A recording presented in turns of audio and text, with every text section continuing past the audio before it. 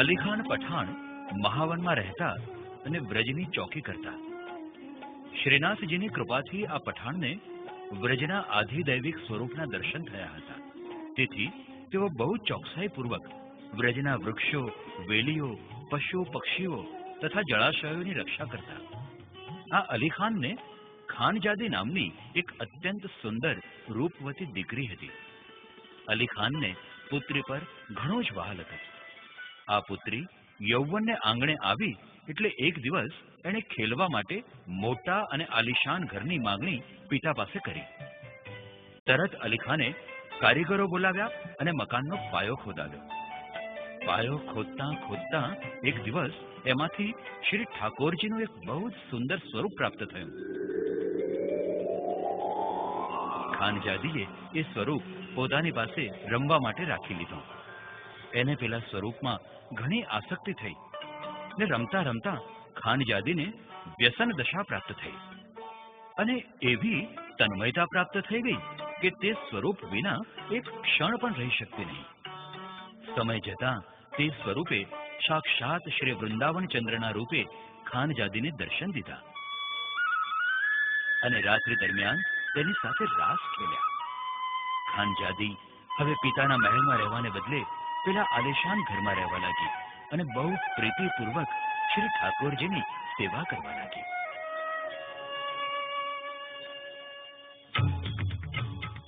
એકવાર પિતાને કંઈક શંકા જતા એમણે ખાનજાદીના ઘરની આજુબાજુ સખત ચોકી પહેરો ગોઠવી દીધો.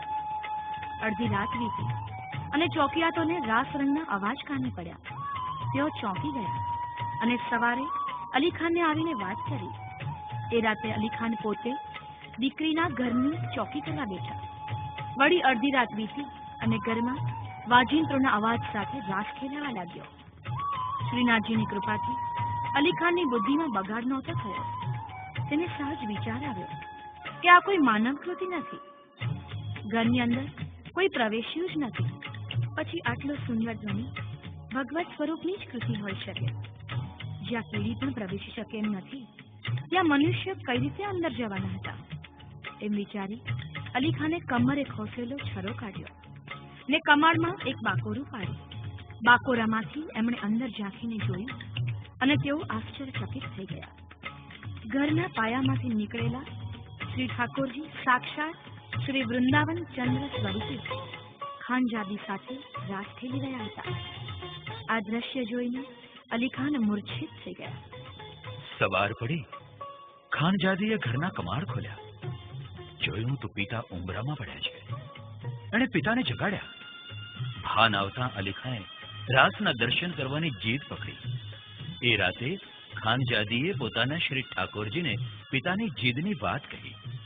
હા, તો એક કામ કરો, પિતા પુત્રી બંને તમે કાલે સવારે ગોકુલ જાઓ અને શ્રી ગુસાઈજી પાસે નામ કમાવી આવો.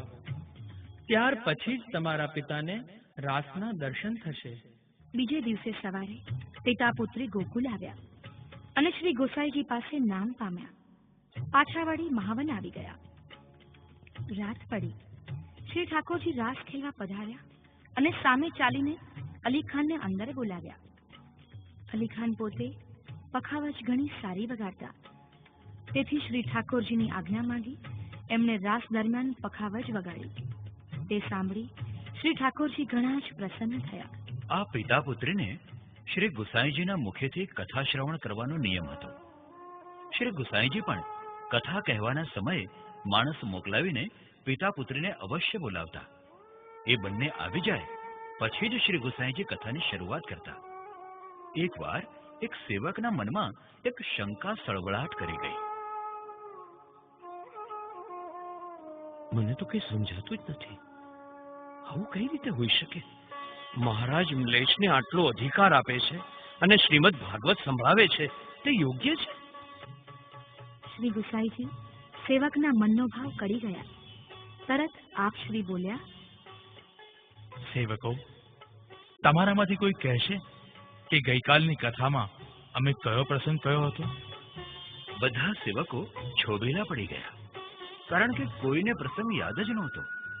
અંતે શ્રી ગુસાઈજીએ પિતા પુત્રી તરફ જોઈ. ખાનજાદીએ દંડવત કર્યા અને બોલી, મહારાજ, આજ્ઞા હોય તો અમે જે દિવસની કથા સાંભળીએ છીએ ત્યારથી કાલ સુધીની કથા કહી જઈએ, અને આજ્ઞા હોય તો ફક્ત કાલની જ કથા કહીએ. સેવક, હવે તમારી શંકા મટી? પ્રભુના દરબારમાં કોઈ જ પ્રકારના ભેદભાવ નથી હોતા. બસ તમારામાં પ્રભુ ભક્તિનો અનન્ય ભાવ હોવો જોઈએ, તો પ્રભુ આપમેળે રીઝે.